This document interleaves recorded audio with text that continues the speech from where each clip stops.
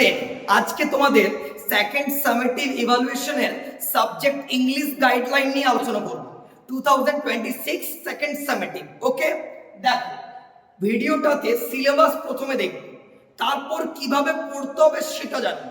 প্রথম থেকে শেষ পর্যন্ত দেখার অনুরোধ রইল এবং এই ভিডিওটি অতি অবশ্যই তোমার বন্ধুদের মধ্যে শেয়ার করে দিও। নতুন হয়ে থাকলে subscribe and hit the bell icon. Okay, let's start the video. দেখো, class 10 subject English suggestion second summative evaluation 2026 guidelines.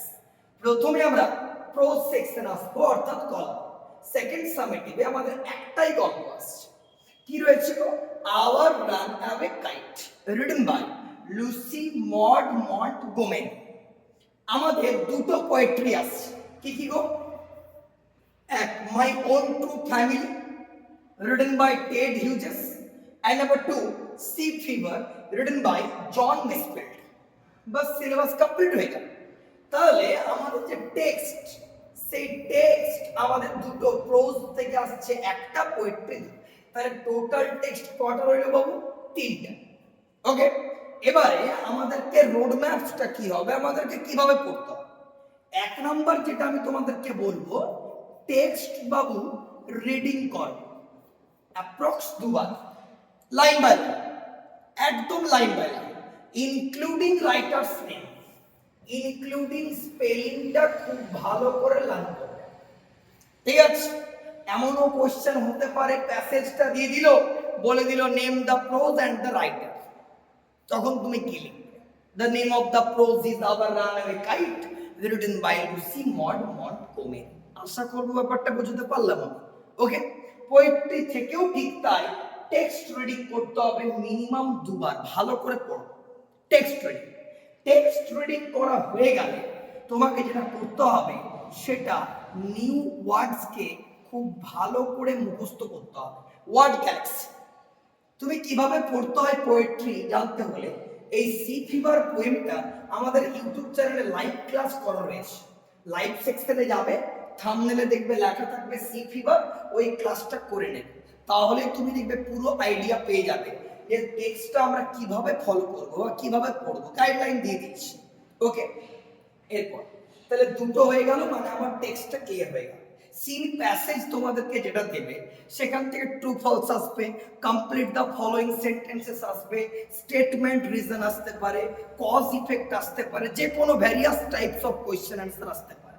আমি যদি এই টেক্সট রিডিং আর ওয়ার্ড গ্যালাক্সিকে পড়ে ফেলি, তাহলে কিন্তু আমার ওই কোয়েশ্চেনগুলো সলভ করতে খুব একটা বেশি কিন্তু প্রবলেম হবে না। ওকে, বেশ, তাহলে এই ব্যাপারটা গেল। এরপর গ্রামার, মোস্ট ভাইটাল সেকশন। কি কি রয়েছে? এক, স্পিচ বা ন্যারেশন। আমাদের ইউটিউব চ্যানেলে ভিডিও পোস্ট করা রয়েছে, ওয়ান শট ভিডিও, একবার দেখলে রেডি হয়ে যাবে, 40 মিনিটের ভিডিও আছে। পুরো ন্যারেশন চেঞ্জটা আলোচনা করে দিয়েছি, ডেসক্রিপশন বক্সে লিংক দেওয়া হইলো, অবশ্যই চেক করো। 2 number degree change. 3 number transformation of sentences. 4 number interrogative সেন্টেন্সটা খুব ভালো করে, এক্সক্লেমেটরি সেন্টেন্সটা খুব ভালো করে। আর পার্টস অফ স্পিচের মধ্যে রইল noun form, adjective form, adverb form, verb form. এগুলো মুখস্থ করে সেন্টেন্সটাকে রিরাইট করতে হয়।